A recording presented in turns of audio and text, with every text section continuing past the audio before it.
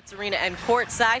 Christy Winters, Scott, Meg McPeak, we are honored to be joined by the first ever WNBA Commissioner, Cathy Engelbert. Thank you so much for joining us. We appreciate you. How are you enjoying DC so far? Oh, great game, great environment, great to be here. And having experience as a basketball player, how important is it for you to have this role and to understand that plight? Well, I think having played the game at the college level, having been coached by Muffet McGraw, now Naismith Hall of Fame coach at Notre Dame, I mean, it's definitely helpful to know the game, but I think the passion for the game is the main thing, and having a passion for the game since I was little is, I think, important. Being the first commissioner this league has had, they've had presidents in the past, but you're holding a title that hasn't been done before. What do you think the biggest thing you'll be able to do being the commissioner that the presidents haven't been able to handle? Or been able to do, excuse me. It's a signal that this is a major professional sports league, the only women's sports league that has lasted over 2 decades. So I think it comes with great responsibility, but also, I mean, it's there's a lot to do. So having the commissioner title helps me hit the ground running.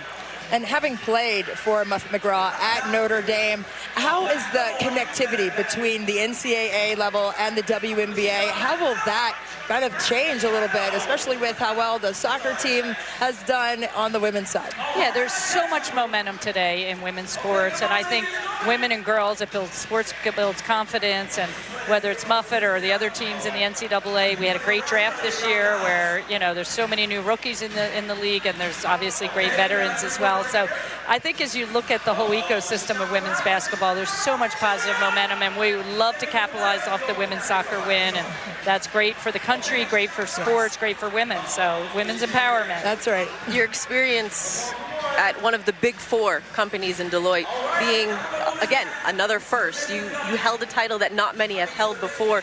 What experiences from that, and then also your playing career, do you think will be an advantage to you in this new role? Well, I definitely think from being in business for over 3 decades will be a huge advantage as I come in and I assess the financials of the league, assess corporate sponsorships, do a lot of things that I hopefully will come natural.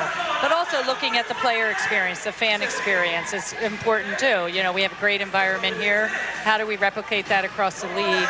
And, you know, really just using, you know, my business experience from a financial perspective, I think will be important. And really the connections and the platform that these women, these elite women have right now, really, really important.